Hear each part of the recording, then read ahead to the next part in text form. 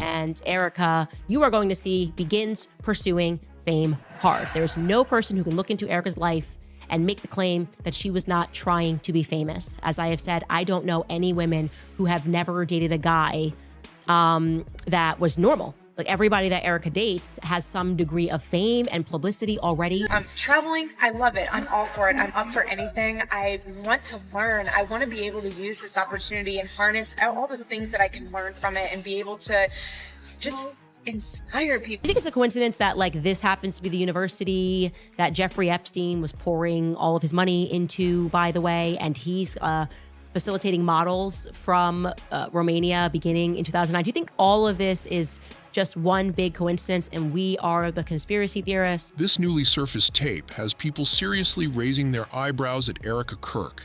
And this one hits different. In the clip, Erika is pitching herself for a role, talking confidently while casually mentioning things that sound pretty heavy. She brings up stories about working internationally in Romania and even references Epstein-related investigations, like it is just another line on her resume. The way it is said feels surprisingly casual, and that alone has viewers leaning in a little closer. Now place that clip next to resurfacing connections involving the Miss USA scene, high-level fashion circles, and social groups that were reportedly linked to Epstein, and the internet started moving fast. Add in a trail of charity projects connected to Eastern Europe, and online detectives quickly began linking timelines and old appearances. Before long, people across social media were asking the same question: is Erika's background more layered than the polished public image many people see today? When the timeline gets lined up carefully, the story begins to look less random and a lot more strategic. Long before Erika became publicly known as Charlie Kirk's wife, it appears she was already chasing visibility, attention, and the kind of spotlight that opens doors in media and entertainment. Everybody that Erika dates has some degree of fame and publicity already in their lives, and that clearly attracts her. And that just is Erika's life. It's a fact of Erika's life. And like I said, she lies all the time. Part of that chapter started when she was dating Tyler JT Massey. In March, we know that Erika is going to begin dating somebody else, and his name is JT Massey, and he's a minor league baseball player. She's not dating nobodies. Okay? She wants to know what you're gonna do. One early example that keeps getting brought up comes from an audition tape where Erika and JT Massey were trying to land a spot on the reality show, The Amazing Race. The clip shows them pushing hard for the opportunity, clearly aiming for a moment that could launch them straight into the reality TV spotlight. We think we know each other pretty well, but I'm sure the strain and the different challenges that Amazing Race would bring out, you don't really know what to be prepared for, so that the fear of the unknown would be kind of a conflict. Kind of see what to expect out of the person when they are at that level of sleep deprivation or at that level of stress. Right. And the vibe in that tape feels completely different from the version of Erika that many people recognize today. Really handsome. You look gorgeous. Are you fixing my... I got a little bacon. Babe, that's deep in there. Give them a cleavage. People want cleavage. Showcase it. Excels, babe. Excels. That's me. That's against religion. It's not. It's within the confines of marriage. In the clip, she is joking with the camera, laughing and leaning into a playful energy that feels very reality TV ready. At moments, she even flirts with the camera a little, tossing in comments about her appeal and presenting herself as someone who could bring personality, drama, and entertainment to a show. Calm, cool, and collected. I have my pretty boy right here for that. Cold as ice. As cold as ice. I love when you pet my face. I know your beard's. Yeah. But yes, pick us. Please. We will not let you down. The whole scene comes across like two young people trying hard to sell themselves as the kind of fun, slightly chaotic couple that reality TV producers love to cast. The energy is loud, confident, and clearly aimed at getting attention. I don't... We need... What? We're checking the lighting? Oh, okay. We're checking the lighting. Roll camera one! Then people digging through older posts noticed something else that caught their eye. Erika and JT did not look like they were just casually dating. Some old Instagram photos and captions suggest the relationship might have been much more serious. A few posts even made it seem like the two could have been engaged at one point, which surprised a lot of people who were just now seeing this chapter of her past. But that was not the only audition tape resurfacing from that same period. Another video that started circulating online shows Erika interviewing for a role connected to House of DVF, a reality competition linked to fashion designer Diane von Furstenberg. Also auditions for this show, which we think is Diane von Furstenberg had a show called House of DVF. It's fashion, which ran for 2 seasons from 2014 to 2015, and Erika auditions for that as well. And this is where the story starts getting a little more interesting. I'm at a great point, just career-wise, to be able to take on this type of endeavor. And I feel like I have something very unique to offer this whole experience in general. Like I said, I'm very coachable, I'm very trainable. And I'm the type of person that I don't need all the time in the world to get ready. In that audition, Erika openly admits she never attended fashion school and even says she does not know how to sew. Instead, she focuses on something else completely, telling them she is extremely trainable and highly adaptable. I don't know how to sew and cut. I mean, I can sew a pillow together, but I can't take fabrics and create this couture dress. That's not me. But I'm able to see design. I'm able to pick up on certain things and be able to put things together. Then comes the line that really made people online pause and replay the clip. In the audition, Erika says she is the type of person who can pack her bags and jump on a plane within 30 minutes. That single comment grabbed a lot of attention, and viewers quickly started pointing it out across social media. Like I said, I'm very coachable, I'm very trainable. And I'm the type of person that I don't need all the time in the world to get ready. If you say you got to be on a plane in a half hour and you have to pack your stuff and go, I'm on it. I'm kind of like a gypsy. I don't mind living out of a suitcase. I'm used to it, and that's something that I'm okay with. At first, it might sound like a normal thing someone would say while trying to look adventurous on camera. But the comments started sounding a little different once people looked at the circles connected to the show. Diane von Furstenberg has long been part of elite social spaces that mix fashion, politics, business leaders, and major celebrities. These are the same kinds of networks where powerful people tend to cross paths again and again. Another detail people brought up involves Diane von Furstenberg's son, Alexander von Furstenberg, whose name reportedly appeared in Jeffrey Epstein's well-known contact book. That connection alone caused a lot of online speculation. Once viewers began putting timelines side by side, there are also photographs from the mid-2000s showing Ghislaine Maxwell attending DVF fashion. Events during that same era. Those years overlap with the period when Epstein's social network was active in elite environments like Manhattan and Palm Beach. Interestingly, this all happened around the same general window when Erika was pursuing reality television and fashion opportunities. Not long after that, Erika also stepped into the pageant world. She competed in the Miss USA system and eventually won Miss Arizona USA in 2012, placing her inside the pageant organization that was owned by Donald Trump at the time. Finalist, come on down. Phoenix, Erika Fronsberg. Scottsdale, Caitlin Willenship. That means your new Miss Arizona USA 2012. And now let's hear it for South Phoenix. Tanya Mendez. Erika Fronsberg. That pageant win placed Erika inside a world that is much bigger than crowns and stage lights. The Miss USA system has long been connected to powerful business figures, media executives, and celebrity networks. For many contestants, it is not just about the title, it is also a doorway into elite social circles, brand partnerships, and national visibility. Winning Miss Arizona USA in 2012 suddenly pushed Erika into that spotlight. She was now attending events, meeting sponsors, and appearing in spaces where politics, entertainment, and high society often overlap. For someone who had already been chasing reality television opportunities, the pageant platform opened a completely new level of exposure. Online researchers digging through old photos and event listings noticed how this moment lined up with the earlier audition tapes and fashion connections.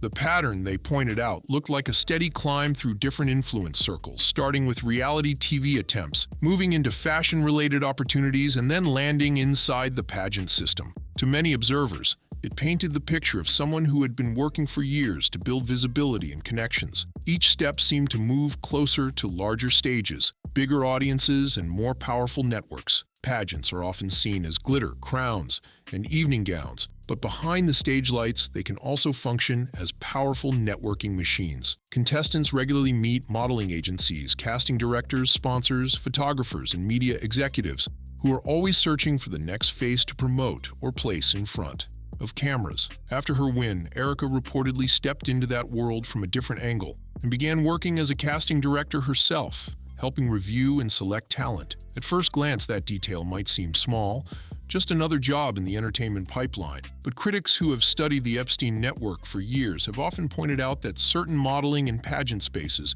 have sometimes been criticized as environments where influential people scout young talent. Then, not long after those pageant years, Erika and her mother Lori launched several charity projects together. One of the most talked about efforts was called Romanian Angels, a non-profit initiative focused on helping vulnerable communities and people living in institutional care environments in Romania. And when he was over there, we did the same thing. Like, he showed us, these are the orphanages we work with. This is the hospital that we helped rebuild. Like, amazing humanitarian things that no one talks about that our troops are doing over there. On the surface, the project looked like standard humanitarian outreach, the kind of charity work many public figures become involved with. Erika even publicly thanked U.S. Army Colonel Otto Buscher for assisting with parts of the project, highlighting the support they said helped make the effort possible. She is working with Colonel Otto Buscher. She thanks him. She has a video where she thanks him. And yes, this is the Colonel Otto Buscher who will be accused of running a brothel, of trafficking children.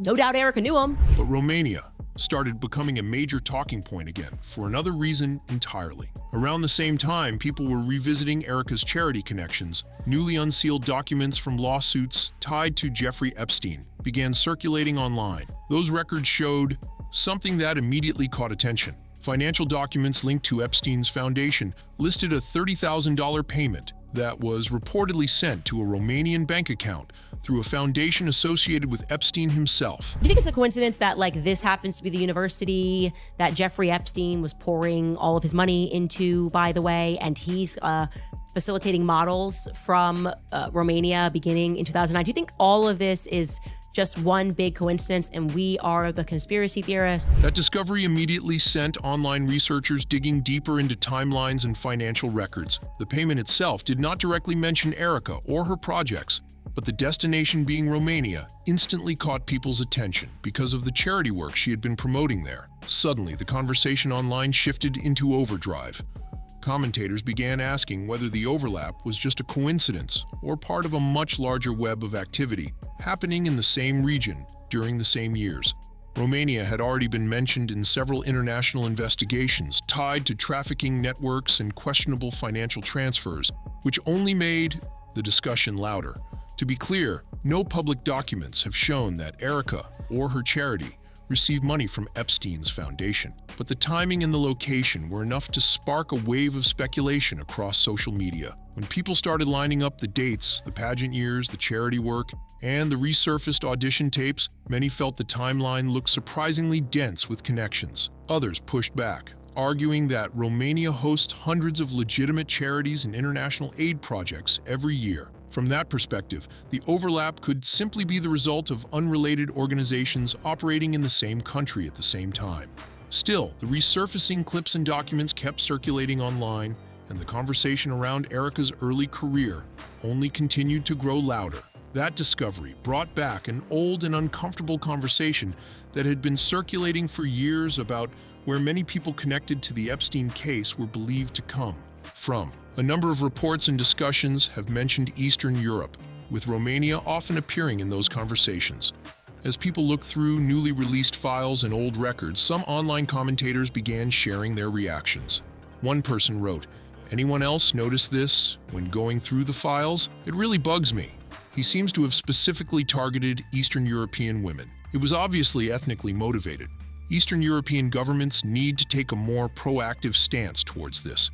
We were the main victims. Poland so far seems to be the only one doing a government investigation." Comments like that started spreading quickly across forums and social media. Then another piece of the puzzle popped back into the spotlight and pushed the conversation even further. A resurfaced tape shows Erika casually describing international travel, talking about working with care facilities in Romania, mentioning interactions with military officials, and even referencing investigations connected to Epstein-related issues. The way the topics come up so casually in the clip made a lot of viewers pause and replay the moment. For 2014, she mentions on X that she is going to be again in Romania, in Laos, in Kazakhstan, in the Philippines, in Sweden.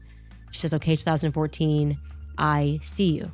And then someone probably asked her where she was going to be in Sweden, and she replies to them. So did she go to all of those places? Maybe. But the situation becomes even more complicated once Charlie Kirk enters the picture.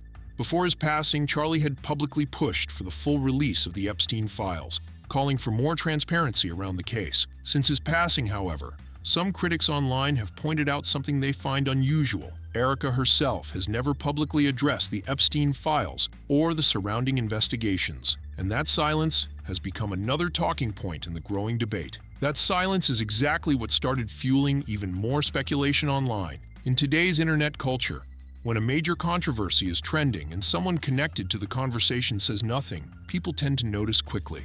For critics and online investigators, the absence of a response became a story on its own. Some commentators argued that if the resurfaced clips and timelines were being misunderstood, a simple public explanation could clear things up fast. Others suggested there might be perfectly normal reasons for staying quiet, especially considering how explosive and sensitive anything related to Epstein has become. Still, the internet rarely waits for calm explanations. Old videos kept circulating, screenshots from pageant events continued popping up, and clips from those early audition tapes were reposted again and again. Each time the footage spread, more viewers began analyzing small details, trying to piece together a bigger narrative from scattered moments in Erika's early career. Supporters, on the other hand, pushed back strongly against the growing speculation. They argued that auditioning for reality television, working in pageants, or participating in charity work abroad are all common paths for people building careers in media and public life. But regardless of which side people landed on, one thing became clear. The resurfaced tapes had reopened a conversation that the internet was not ready to drop anytime soon, even though Erika often says she wants to continue Charlie's legacy. The timeline keeps raising questions for people watching from the outside. When viewers line up the old auditions, the pageant years, the international charity work, and those resurfaced clips, some begin wondering whether parts of Erika Kirk's past were never fully explained. And the reason this story refuses to disappear is pretty simple. The more people dig through old interviews, travel posts, and archive footage from that era, the more forgotten pieces from Erika's earlier life seem to pop back into the spotlight. Each resurfaced clip sends the conversation spinning again, and online researchers keep looking for new documents or connections that could clarify what really happened during those years. And if even one of those pieces ends up linking to something bigger, the entire narrative around this story could shift overnight. If you found this breakdown interesting, make sure you like the video, subscribe to the channel, share it with someone who follows stories like this, and drop your thoughts in the comments below. Thanks for watching, and I will see you in the next one.